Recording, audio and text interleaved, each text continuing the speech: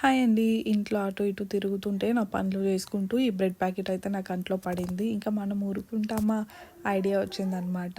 So idea రాగానే ఈ machine దగ్గరికి అయితే వచ్చేసాను నేను. ఇది చూస్తేనే మీకు అర్థమైపోయి ఉంటుంది నేను ఏం చేయాలనుకుంటున్నాను. అవునండి, నేను బ్రెడ్ శాండ్విచ్ అయితే చేద్దాం అనుకుంటున్నాను. ఫస్ట్ టైం అనమాట మిషన్తో కుక్ చేయడము. నేను టమాటో, ఆనియన్స్, క్యాప్సికమ్ ముందుగానే కట్ చేసి పెట్టుకున్నాను సన్నగా. ఇక బ్రెడ్ పీసెస్ తీసుకొని అందుకు బటర్ అయితే నేను యాడ్ చేస్తున్నాను. మీ దగ్గర ఉంటే మీరు గీ కూడా యాడ్ చేసుకోవచ్చు, బాగుంటుంది. కొంతమంది గీ ఇష్టంగా తింటారు కదా. సో బటర్ యాడ్ చేసుకున్న తర్వాత నేను ఇక్కడ పిజ్జా సాస్ అయితే వేస్తున్నాను అనమాట. దీని మీద మీరు టమాటో కెచప్ వేసుకోవచ్చు, లేదా మయోనైస్ కూడా వేసుకోవచ్చు. నా దగ్గర పిజ్జా సాస్ అయితే ఉంది. సో నేను అదైతే వేసుకుంటున్నాను. అది వేసుకొని 2 బ్రెడ్స్ మీద స్ప్రెడ్ చేసుకుంటున్నాను. స్ప్రెడ్ చేసిన తర్వాత దాని మీద టమాటో, క్యాప్సికమ్, ఆనియన్ అనేది మనకు కావాల్సిన డిజైన్లో మనం పెట్టుకొని దాని మీద కొద్దిగా సాల్ట్ అయితే యాడ్ చేస్తున్నాను నేను. సాల్ట్ యాడ్ చేసుకొని ఇక చీజ్ కూడా ఉంది కదా, సో చీజ్ కూడా నేను యాడ్ చేసుకున్నాను అనమాట. నేను ఇక్కడ చీజ్ అయితే గ్రైండ్ చేసుకున్నాను, అంటే తురుముకున్నాను. అది ఫ్రిడ్జ్లో పెట్టేసుకున్నాను. ప్యాకెట్ ఓపెన్ అయిపోయిన వలన అది కొంచెం గట్టిగా అయింది. యాక్చువల్లీ క్యూబ్స్లా కట్ చేసి పెడతాం అనుకున్నా, అది గట్టిగా ఉండడం వల్ల అనేసి ఇక నేను గ్రైండ్ చేసుకున్నాను అనమాట.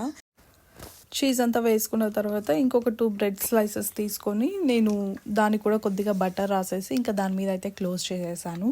క్లోజ్ చేసి ఇంకా శాండ్విచ్ మిషన్ అయితే ఆన్ చేశాను అనమాట. సో అది 40 సెకండ్స్లో అయితే ప్రీ హీట్ అయిపోయింది. ప్రీ హీట్ అవ్వగానే గ్రీన్ లైట్ వచ్చింది.